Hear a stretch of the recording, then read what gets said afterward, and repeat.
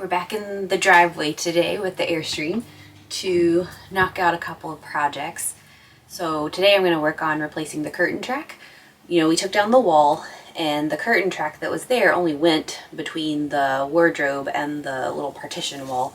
So I ordered from, I think it might have been Woodland, I'm not sure. But I ordered from one of the Airstream parts suppliers the curtain track. And they sent me, I told them what I was doing, and they sent me a track that is the exact right length. They don't have to cut it or do anything. And today I'm going to take down the old curtain track and put up the new one that runs the whole length. They didn't send me any kind of end cap for the curtain track. So I'm going to see if we can't rig something up without having to buy another $5 part. And we are going to do curtains. I think I've got the sample fabric from the dinette. I'm going to take with me to Walmart or Target and try to find something that doesn't clash too much with the fabric that's already here. And then I'm going to rig up something so that we don't have to, well, I would like to not have to rivet the fabric to the little sliders, because if we ever travel with the cats, I don't want to we want to be able to take the curtain down and wash it, and I don't want those little rivet things like clinking around in my dryer. So I'm going to try to see if I can't find some kind of hook that'll go through the little sliders that we also bought from Woodland Airstream. So that's really what I'm going to work on today, and we'll see.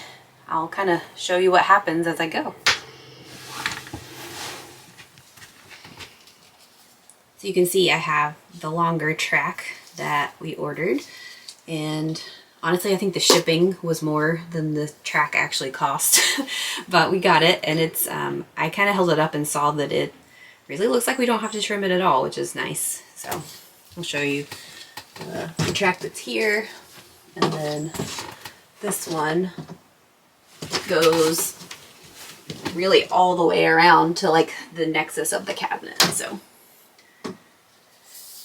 I did read from some other folks who have done this that you'll have to kind of heat this up. So we've got a heat gun, and we'll carefully heat it up so that we can bend it to the curve of the Airstream roof. So you can see the difference. This is the old one. You can see how much longer of a track we needed. So that's the difference you're trying to make up.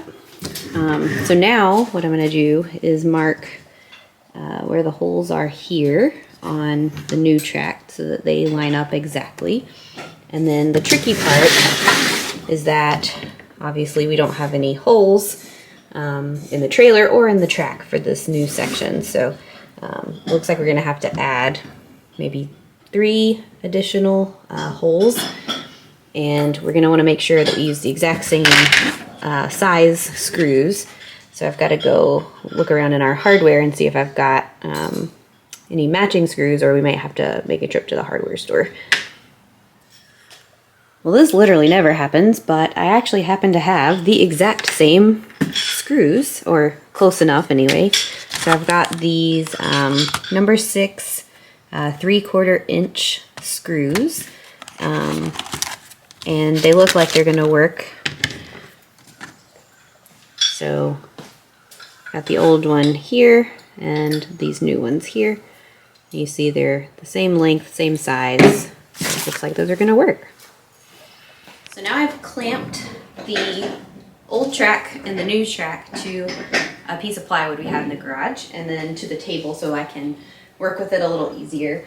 And what I'm going to do now is go right next to the old one on the new track and put the holes in the exact same places. So I measured it, and it looks like it's about a 1/8 inch bit, just in case that's helpful for you. Yeah, so I'm just going to make the holes, and then I've got to kind of figure out where the best places are to put the holes for the new piece of track. And I'm going to probably just go ahead and do like 3 test ones that are sort of evenly spaced. But once we get it in and we heat it up and mold it to the ceiling, we might see that we need some that are closer together, or maybe an extra one. There's a couple on this track that are only this far apart, and there are a couple that are, you know, several inches apart. So we'll see once we get it in there, we may have to drill a couple extra holes.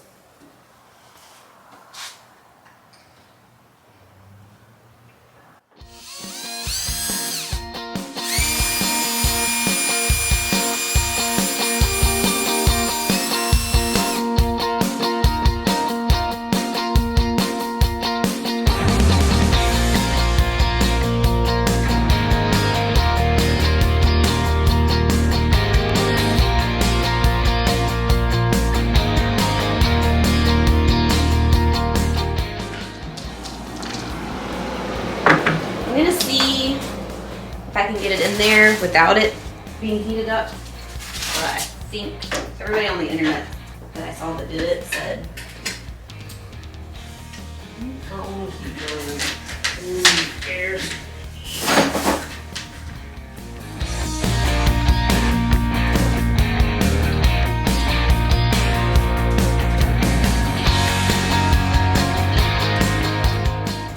I'm gonna see if I can start shimmying this in without the heat gun, and then see how it goes.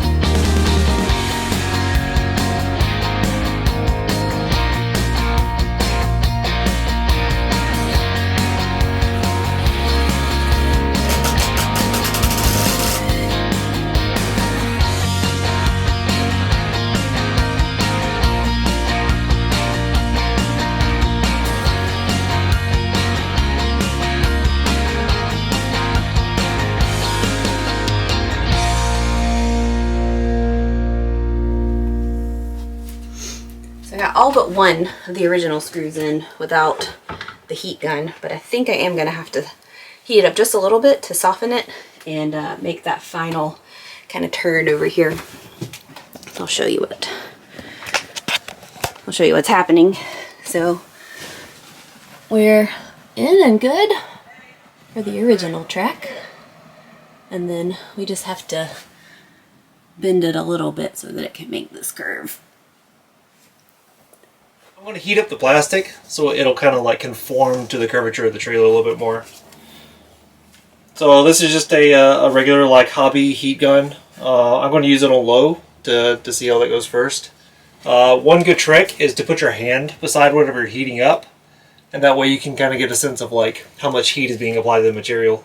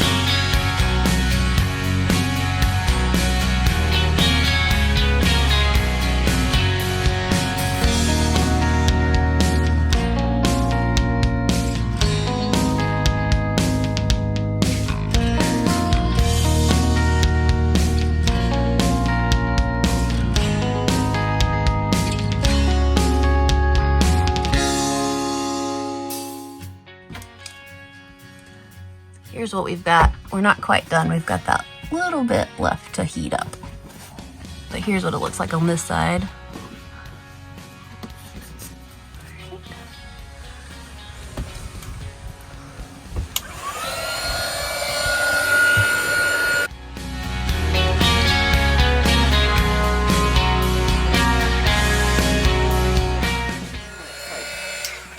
Those things are gonna fall out right there. Right here.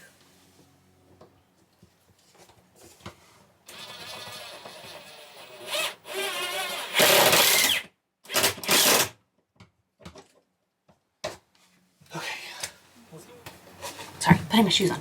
I'm gonna go get one of the sliders and see if I can slide it all the way across and just make sure we haven't made any sticking points. This is one of the small sliders that we're gonna test.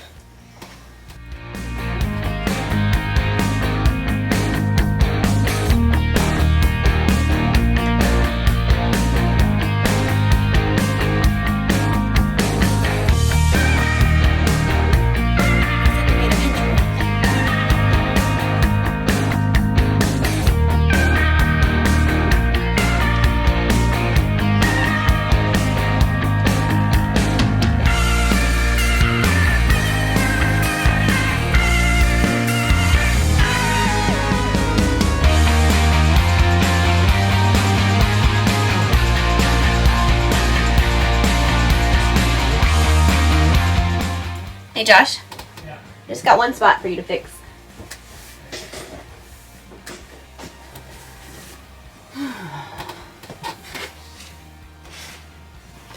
I'll show you one spot. So right here, that should be able to go, it should not be stuck there. But you can see as we heated it up, the track kind of narrowed a little bit right there. So we just need to bring the heat gun back and heat that spot up just a little bit and widen it.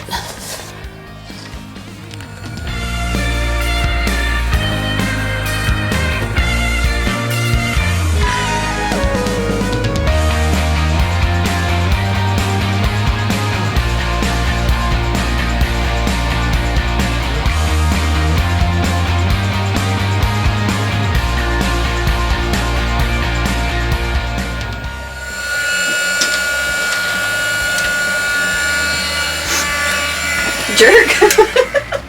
You go. There's that. You got a little grabby tool.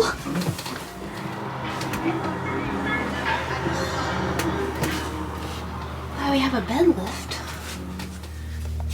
Okay, so there we are.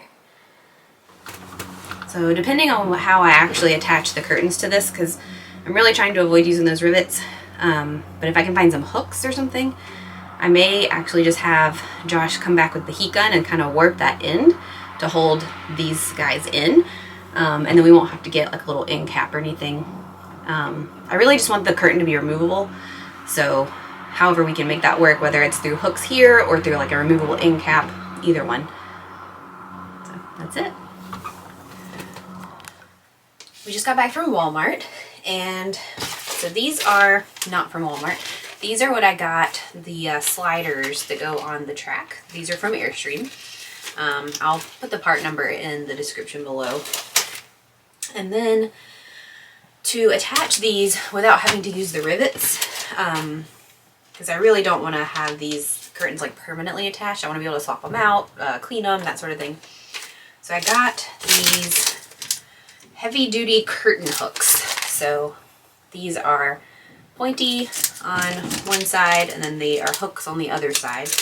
I'm going to try this out and hope that it works. This will keep me, this should be kind of a no-sew option.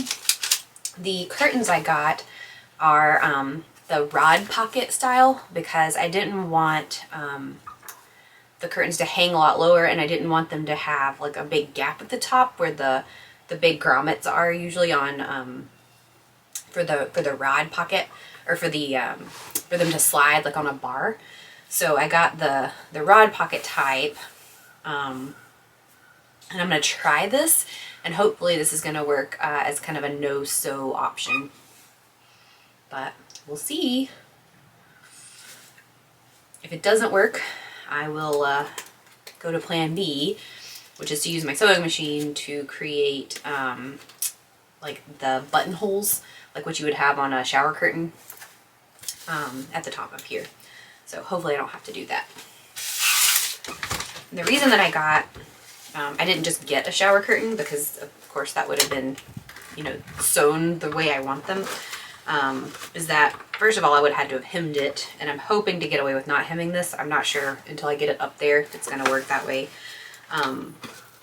The second, like shower curtains tend to be, at least the ones I could find today, were really thin and pretty lightweight, and I wanted something with a little more weight to it so it kind of hangs better. And also the real reason we're doing this is that there are a lot of lights in this trailer when everything's turned off at night. The microwave is just ridiculously bright, and our battery shut off switch is also really bright. We may end up eventually getting a cover for it, but right now it's this bright green light and it's bouncing off of the aluminum shell, and it is very, very bright in here at night. So that's really why I wanted to add the curtain back in the first place. So, you know, a shower curtain that was kind of light and see-through wouldn't have really done what I wanted it to do.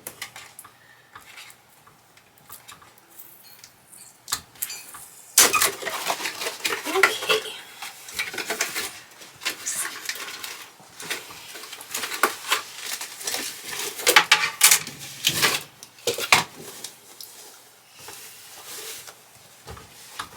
When I measured before I went to the store, the kind of my ideal size was going to be about 50 inches long and about 60 inches wide. Of course, I looked and there was no curtain that matched that.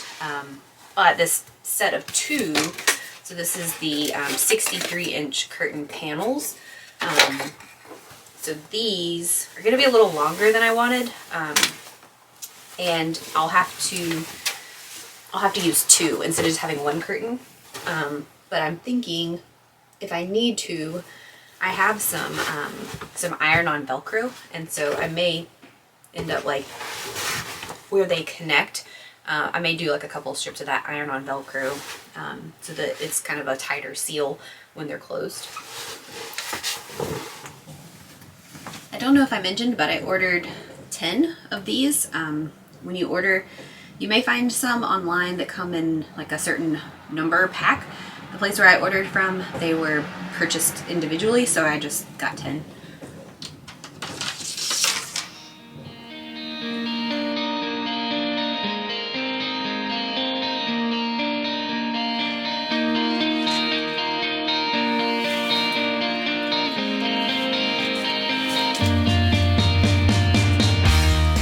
For each of the panels, I'm going to use 5 of these hooks. I'm just going to space them pretty evenly.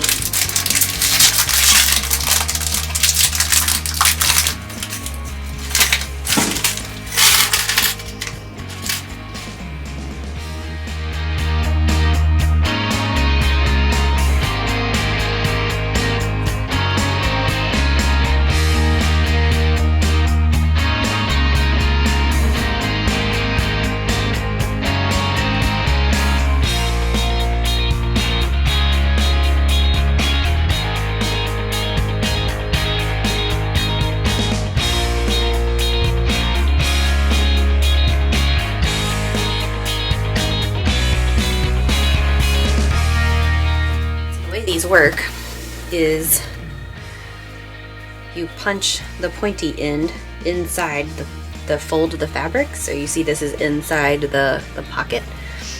So you don't pull the pointy spot back out of the fabric. You want to leave it inside. And then this is really tightly clamped. So then you want this to like add pressure, and then it kind of just, like you see, it's like pulling the fabric. Once you get it all the way in, then you would use the hook to go into the little slider.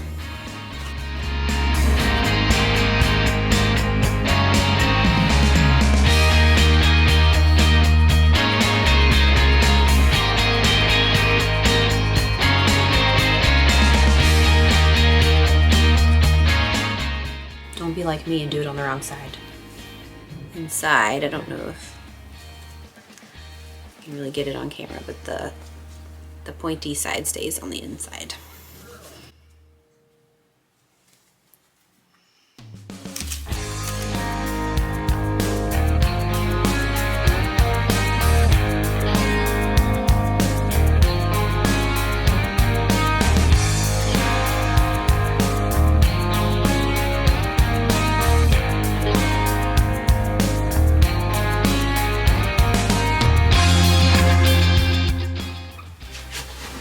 I've got my first panel done, and you can see the nice side has nothing. You can't see any of the hardware. And then on the back side, I have all of my hooks spaced pretty nicely and ready to hang. So I put mine, you see it's pretty close. This is the curtain rod pocket, and I went in pretty low down here. You may just want to play around with yours and see how much fabric you want at the top.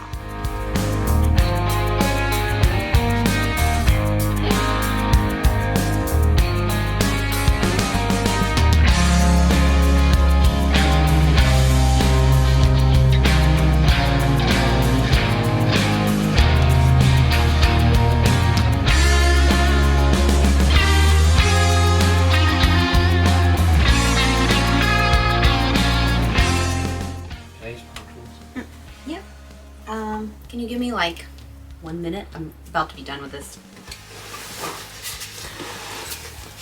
Okay, so second curtain's ready. Got my hooks on. All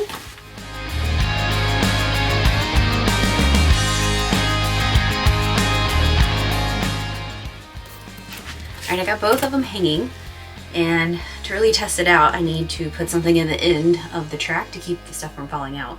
So Josh came up with the idea to use the same screws that we used to attach the track and actually just go sideways, like horizontal across the end of the track, so that we could take the screw out to take everything off if we ever want to like take the little things out again. So we'll try that.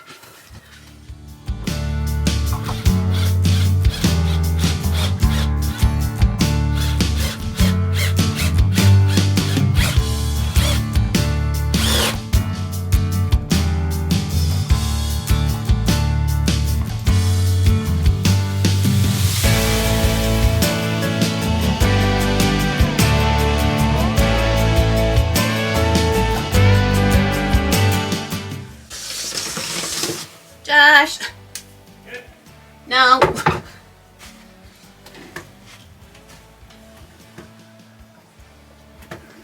The screw didn't work.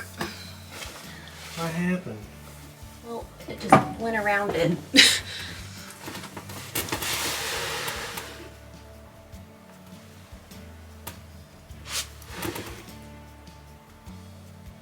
Also, I just lost one of the things under the bed.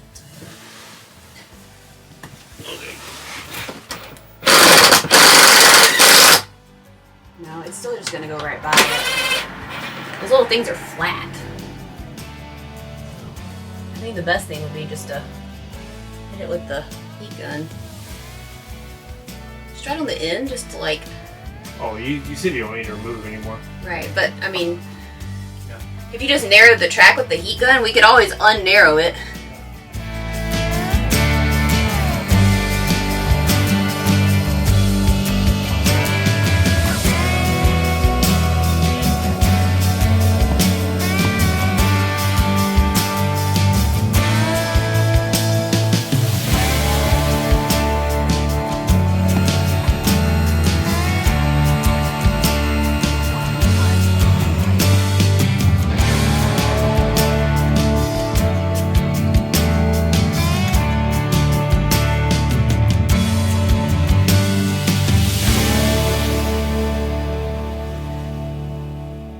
So I'm just gonna do a really quick hem on our longer of the two panels.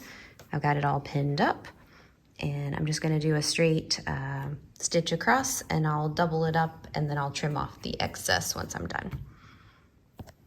So I just finished sewing the three hems that I needed to do. I did the two bottoms to shorten both curtains, and then on the one that'll be on the left side, you see I left it straight, and then I started a curve here, and it is crude, but I pinned it while it was in place, and then I just kind of followed as best I could. It's a little probably flatter than the curve itself, but this is behind the cabinet, so it's not going to be a huge deal.